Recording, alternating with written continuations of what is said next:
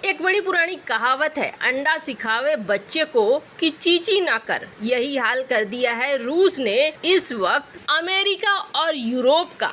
रूस ने पहले अमेरिका और यूरोप से गलती करवाई और बड़ी भयंकर गलती, उन्हें समझ में नहीं आया ये वाली कूटनीति, और उसके बाद अब ले लिया है बहुत बड़ा एक्शन। जानेंगे क्या है मामला, भारत ने आखिरकार रिजेक्ट करना क्यों शुरू कर दिया, जानेंगे क्या कुछ चल रहा है जियोपॉलिटिक्स में, इसके अलावा बहुत कुछ। आइए जानते हैं इन खबरों को विस्तार से। जंग जीती जाती है कई सारी चीजों से, जिसमें से एक जो महत्वपूर्ण हिस्सा होता है वो होता है रणनीति। वही रूस ने इस्तेमाल किया। आपको याद होगा जब रूस यूक्रेन की लड़ाई मिडल में थी और रूसी सेना काफी अंदर पहुंच गई थी, खार्किव इलाके में पहुंच गई थी और यहाँ तक कि राजधानी कीव पर भी कब्जा करने वाली थी। पूरा सेना वगैरह वहां तक पहुंच के कीव को घेर भी लिया था। खार्किव पे लगातार हमले भी हो रहे थे। ये वो क्षण थे जो शुरुआती दिनों के बाद के कुछ दिन थे। तब लगा कि रूस क्या करने वाला है, रूस तो लगता है जैसे कि पूरा का पूरा यूक्रेन ही कब्जाने वाला है। तब ध्यान नहीं गया न तो अमेरिका का, न यूरोप का,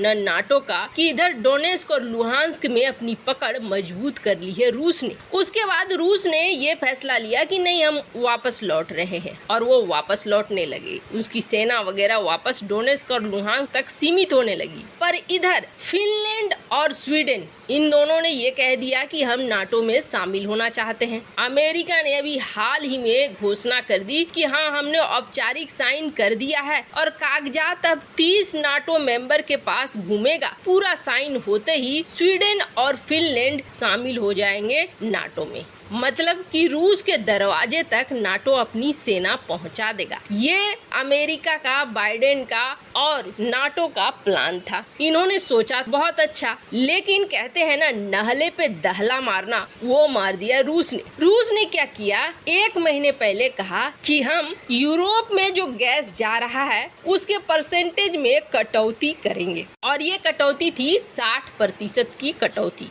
आप देखेंगे रूस से गैस पाइपलाइन की जाल बिछी हुई है यूरोप के अंदर। अब जैसे ही ये कटौती शुरू हो गया, वैसे ही सबसे बड़ा हलचल हमने देखा जर्मनी के अंदर। जर्मनी में उद्योग बर्बाद होने लगे, बंद होने की कगार पर पहुंचने लगे। जर्मनी ने शुरुआती दौर पर संभालने की स्थिति कोशिश, ऐसे में जर्मनी ने निकालना शुरू कर दिया अपना रिजर्व, जो तेल का रिजर्व था, जो गैस का रिजर्व था, उनको निकाल कर इस पर लगाना शुरू कर दिया। बाकी कमोबेश यूरोप के हर देश का यही हाल था। ये अपने तेल भंडार से, अपने गैस भंडार से जो इमरजेंसी मोड के लिए रखे जाते हैं, उनसे निकाल कर अपनी घरेलू जरूरतें पूरी करने लगे। रूस ने पर्याप्त टाइम दिया, 30 दिन, 35 दिन, और अब रूस बहुत बड़ी घोषणा कर रहा है। एक तरफ बहुत बड़ी घोषणा कर रहा है और दूसरी तरफ हमला भी कर दिया है। दरअसल रूस ने ये कह दिया है कि हम अभी अपने गैस पाइपलाइन का मेंटेनेंस कर रहे हैं, इसलिए यूरोप को गैस नहीं दे पाएंगे। मेंटेनेंस का बहाना लगा दिया। अब इसका सीधा मतलब हो गया कि गैस नहीं मिलने वाला है।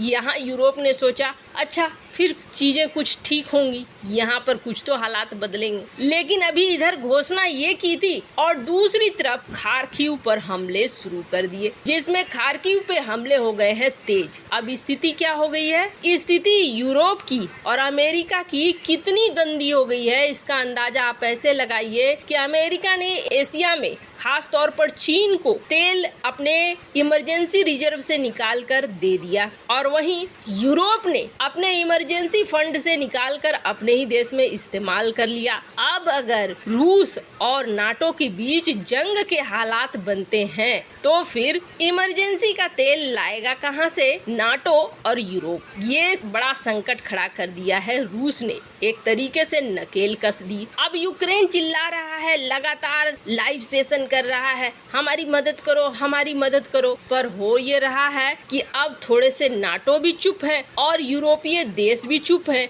यहाँ तक कि अमेरिका भी चुप है। हालांकि अगर बहुत दिनों तक जवाब नहीं देते हैं ये देश, तब तो समझिए यूक्रेन तो गया, अमेरिका, नाटो और यूरोप की साख पर बट्टा अलग से लग जाएगा। खैर कहते हैं ना, जरूरत से ज्यादा चतुराई भारी पड़ती है। बाइडेन को वही चतुराई बहुत ज्यादा भारी पड़ रही है। जहां एक तरफ ये सब कुछ हो रहा है तो वहीं दूसरी तरफ कहते हैं कि तीसरा विश्व युद्ध हो सकता है फूड क्राइसिस पे ही हो, यानी खाने पर मचेगा बवाल, क्योंकि संकेत कुछ उसी दिशा की तरफ जा रहे हैं। अभी जो खबर निकल कर आई है उस खबर को सुनेंगे तो आपको लगेगा कि सचमुच दुनिया में हलचल मची हुई है। अपने देश में अगर हम बैठकर यहाँ रोटी खा रहे हैं तो इसका मतलब ये नहीं है कि बाकी दुनिया में सब कुछ ठीक चल रहा है खाने को लेकर। 2004-2005 का एक दौर था, तब भारत ने अपना गेहूं बेचना शुरू किया था और तब दुनिया के देश इसे खरीद रहे थे।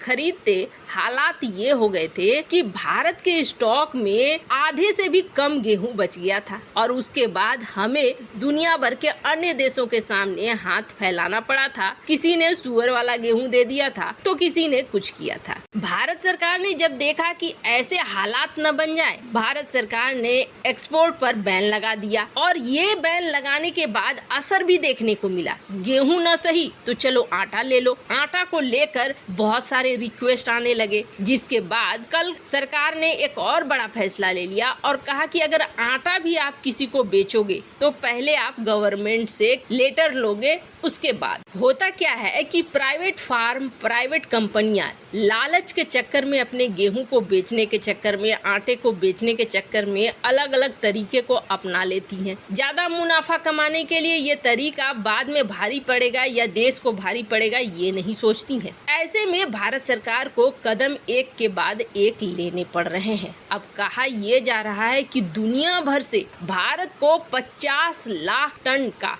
गेहूं का रिक्वेस्ट आया है कि आप हमें बेचो। गवर्नमेंट टू गवर्नमेंट कुछ रिक्वेस्ट आए हैं और कुछ रिक्वेस्ट आए हुए हैं फेक LAC के जरिए, यानी लेटर ऑफ क्रेडिट। हुआ ये है कि भारत ने प्रतिबंध जब से लगाए हैं उसके पहले के लेटर शो कर रहे हैं बहुत सारे देश और कह रहे हैं कि हमारी डील तो पहले ही हो गई थी, आपके बैन लगाने से पहले हो गई थी, इसलिए आप इस डील को पूरा करो। अब जब पेमेंट के बारे में पूछा जा रहा है कंपनियों से कि ठीक है, अगर आपकी डील पहले हो गई थी तो पेमेंट दिखाओ अपने अकाउंट में। जब वो पेमेंट नहीं दिखा पा रहे हैं उसके लिए अलग अलग बहाने लगा रहे हैं, वहाँ छुट्टी थी, यहाँ ये वो था, कुछ और प्रॉब्लम थे, नहीं आ पाया पेमेंट। इस पर अब सरकार बहुत कड़ा रुख अपना रही है और 30 लाख टन गेहूं के रिक्वेस्ट को रिजेक्ट कर दिया है। कहा है कि ये जो लेटर ऑफ क्रेडिट बनाया गया है ये एक जालसाजी है और जालसाजी के तहत भारत का गेहूं ये लेने की कोशिश कर रहे हैं। FT की रिपोर्ट जिसमें कहा जा रहा है कि भारत सीधे सीधे 30 लाख टन गेहूं रिजेक्ट करेगा।